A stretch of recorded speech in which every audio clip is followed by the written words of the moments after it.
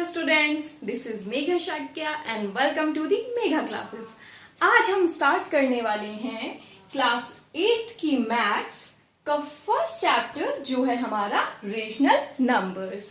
अब rational numbers क्या होते हैं वो जानने से पहले हम पढ़ेंगे कि नेचुरल नंबर्स क्या होते हैं, होल नंबर्स क्या होते हैं, इंटीजर्स क्या होते हैं। तो सबसे पहले हम पढ़ते हैं नेचुरल नंबर्स। नेचुरल नंबर्स होते क्या हैं? देखिए, सिंपल जो हमारी काउंटिंग होती है that is 1 2 3 4 1 2 3 4 and so on. ये सभी क्या है? ये सब हमारे नेचुरल नंबर्स हैं। अब हम अगर बात करें हमारे होल नंबर्स की, तो हमारे होल नंबर्स क्या होते हैं? होल नंबर्स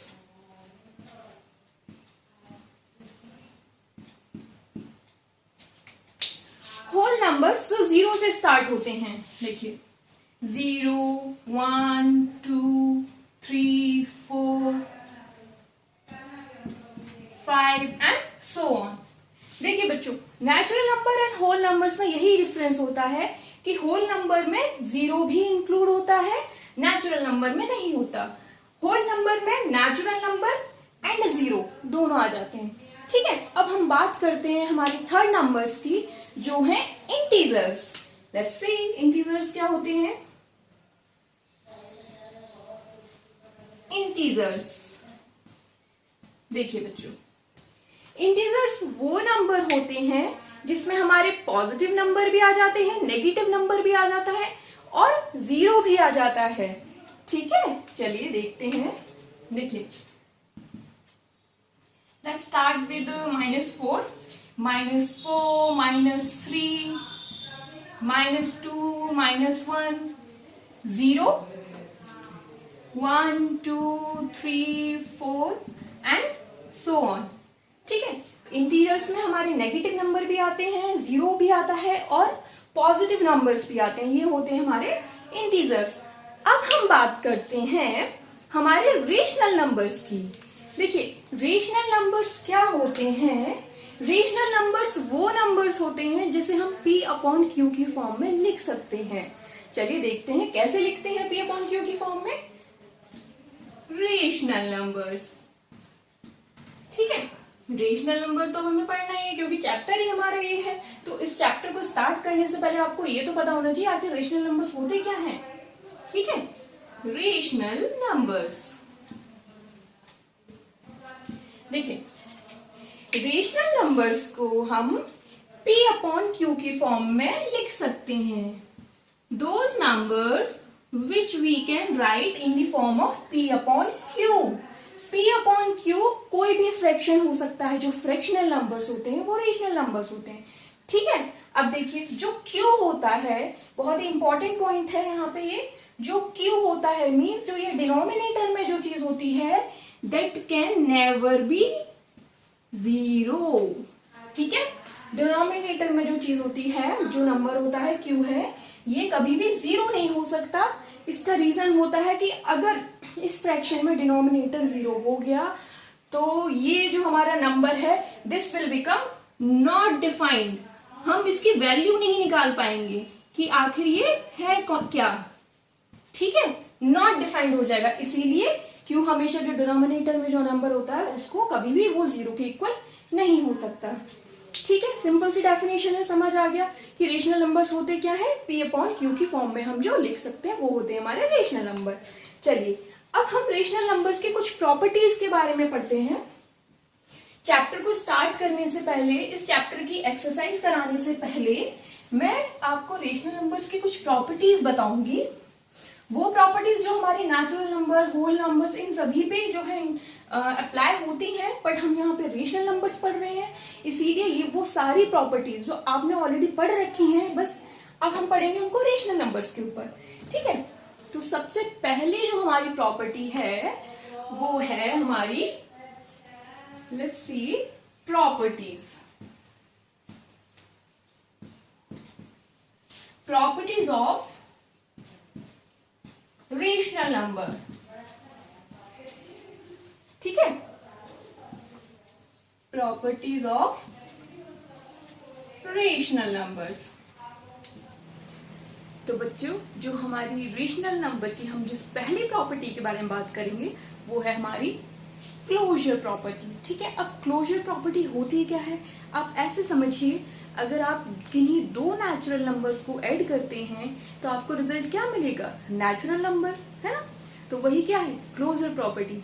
अगर आप किन्हीं भी दो नंबर्स पे कोई भी मैथमेटिकल ऑपरेशन लगा रहे हैं, जैसे एडिशन हो गया, सब्सट्रैक्शन हो गया, मल्टीप्लिकेशन हो गया, डिवीजन हो गया, तो आपको उसी ही नेचर का अगर नंबर मिलता है तो वही क्या होती है, हमारी क्लोजर प्रॉपर्टी कहलाती है। अब हम क्या करेंगे, हमें भाई रेशनल नंबर पढ़ना है, तो हम रेशनल नंबर्स के ऊपर जो है इस प्रॉपर्टी को डिस्कस करते हैं। देखो, सबसे पहले हम स्टार्ट करते हैं हमारा एडिशन के ऊपर। ठीक है,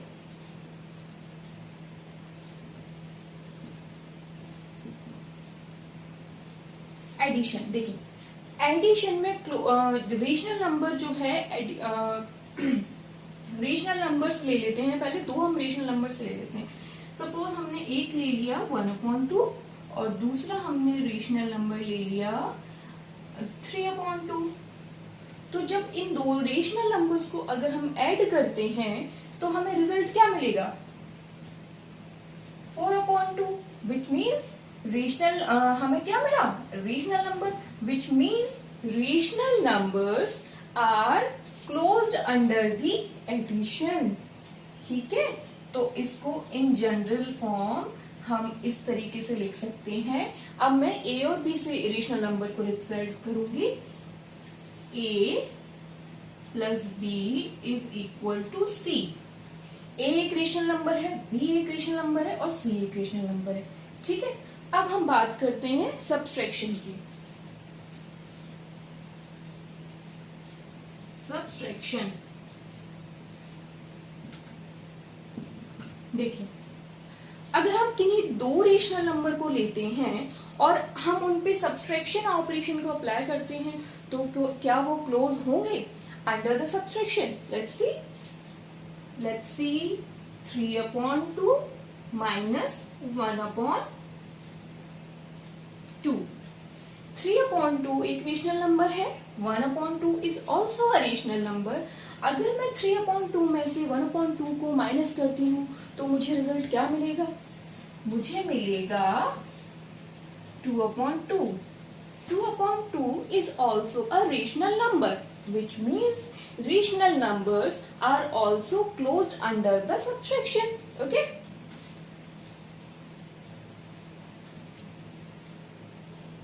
A minus B is equal to C. ठीक है, अब हम बात करेंगे मल्टीप्लिकेशन के बारे में।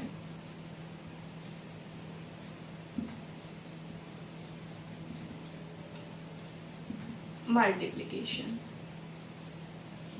मैं दो रेशनल नंबर लेती हूँ और उस पर चेक करती हूँ मल्टीप्लाई करके क्या मुझे रिजल्ट में रेशनल नंबर मिलेगा। Let's see 1/2 into 3/2.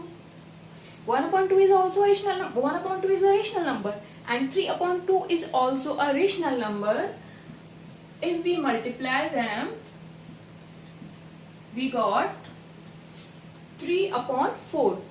This is also a rational number, which means rational numbers are also closed under the multiplication. So I can write this a into b is equal to c. ठीक है, now अब हम बात करेंगे बच्चों division के बारे में।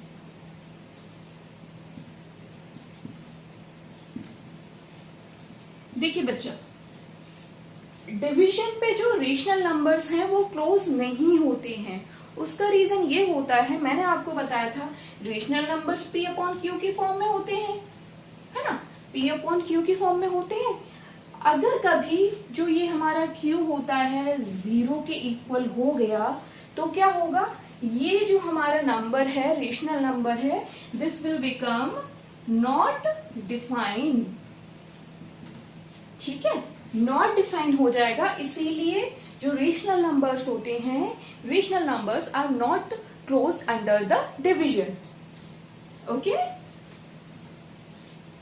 सो I can write this A divided by B is not equal to C. ठीक है, आप अगर सभी रेशनल नंबर्स को चेक करेंगे तो आपको रिजल्ट में रेशनल नंबर मिलेगा, पर इन केस कभी जीरो आ जाता है डिनोमिनेटर में, जीरो से अगर डिवाइड करते हैं हम किसी भी रेशनल नंबर को, तो वो कभी भी हमें रेशनल नंबर नहीं मिलेगा, वो क्या होगा, नॉट डिफाइंड हो जाएगा। इसीलिए रेशनल नंबर्स जो है डिवीजन पर क्लोज नहीं होते हैं। ओके, आई होप आप लोगों को ये समझ आया हो। अब जो हमारी नेक्स्ट क्लास होगी हम लोग पढ़ेंगे उसमें आगे की जो दो प्रॉपर्टी हैं, कम्यूटेटिव और एसोसिएटिव के बारे में। ठीक है, तब तक के लिए आप इसको पढ़िए और इसको समझने की कोशिश करिए। बाकी जब हम लोग क्वेश्चंस करेंगे एक्सरसाइज भी, आप लोगों को अच्छे से समझ आ जाएगा। Okay, good bye, thank you.